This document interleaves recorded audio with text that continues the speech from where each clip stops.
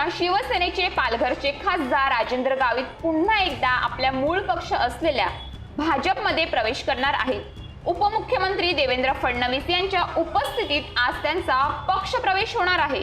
मुंबईतील भाजपाच्या प्रदेश कार्यालयात हा पक्ष प्रवेश सोहळा पार पडणार आहे। या सोहळ्यासाठी भाजपचे प्रदेशाध्यक्ष चंद्रशेखर बावनकुळे देखील हजर असणार आहेत। यंदाच्या लोकसभा निवडणुकीत पालघरची जागा भारतीय जनता पक्षाला सुटली आहे, त्यामुळे शिवसेनेचे विद्यमान खासदार राजेंद्र गावित यांना उमेदवारीला मुकावे लागले।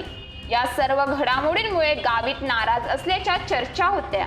आता त्यांनी भाजप प्रवेश करण्याचा निर्णय घेत आपली नाराजी प्रकट केल्याचे बोलले जात आहे। यंदा भाजपने जागा वाटपात पालघरची जागा आपल्याकडे खेचत माजी मंत्री विष्णू सावरा यांचे पुत्र हेमंत सावरा यांना मैदानात उतरवले आहे। सावरा हे भाजपचे माजी आदिवासी विकास मंत्री विष्णू सावरा यांचे पुत्र असून त्यांचे 2020 मध्ये निधन झाले होते। दुसरीकडे उद्धव ठाकरे यांच्या नेतृत्वाखाली शिवसेनेने पालघरमधून भारती कांबडी यांना उमेदवारी दिली आहे। गेल्या 2 वर्षात महाराष्ट्रातील राजकीय परिस्थितीमध्ये मोठा बदल झाल्याचे पाहायला मिळाले आहे।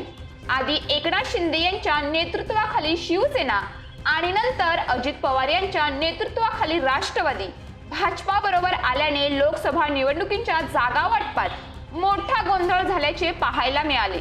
या सर्व घडामोडीत महायुतीतील पक्षांना आपल्या काही हक्कांच्या जागांवर पाणी सोडावे लागले आहे, त्यामुळे त्या पक्षांच्या नेते आणि कार्यकर्त्यांमध्ये मोठी नाराजी पाहायला मिळते।